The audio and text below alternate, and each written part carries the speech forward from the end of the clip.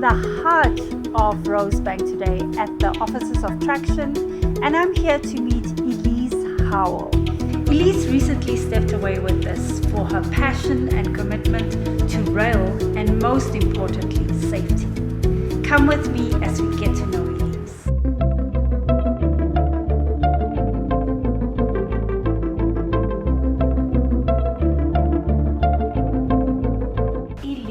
I'm so excited to talk to you today. Congratulations on your winning this amazing award of nominated manager. How did it feel? Thank you very much, and thanks for having me. Personally, it meant a lot. I'm 21 years with the company, with Traction, and RSR is celebrating 21 years, so it really meant to me personally, it meant a lot. And especially as a female in this industry, I think people do not always realize, but being a female in a still male-dominated industry, it's hard, and you need to prove yourself on a daily basis. And being recognized as such, and being the first winning this award, makes it more special. So I didn't start off in rail. I was a practicing criminal and family lawyer in a family practice, and then I got married and moved to Port Elizabeth, and rail found me in the form of Shelton, which then became Traction. And I started off in the legal department as the legal advisor, and then moved my way into the operational sector. So when you stepped into this role as nominated manager or operations manager, what are some of the first steps that you took to improve safety standards? To me, the critical part was, do the people understand, firstly, the guys on the ground, do they understand what is expected from them? Because if I don't know what is expected from me, I cannot perform.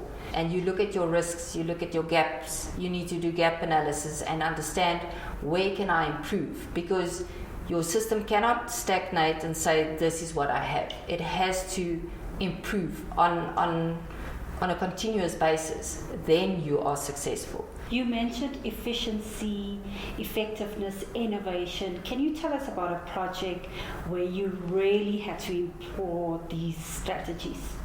Customer wants efficient rail service. Unfortunately, a customer sometimes only wants from A to B as efficiently and as quickly as possible. He wants his cargo to get to the port or the destination, the end destination. That's what matters. We need to, and that is the message that we bring across, is that safety, unfortunately, comes first. And sometimes that impacts on the efficiency. So to improve on the efficiency, as well as taking the safety into account, we have looked at real-time monitoring.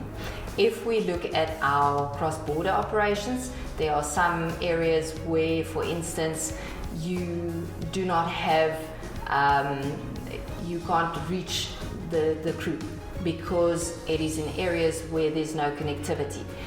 Thankfully, technology has changed so that we can have, through satellite, real-time monitoring of the train, and therefore we can interact with the crew. That means safety. That means you know where your train is, you understand what is happening. Cameras on board, tracking of the line to understand, monitoring of the line, preventative maintenance. That is critical, especially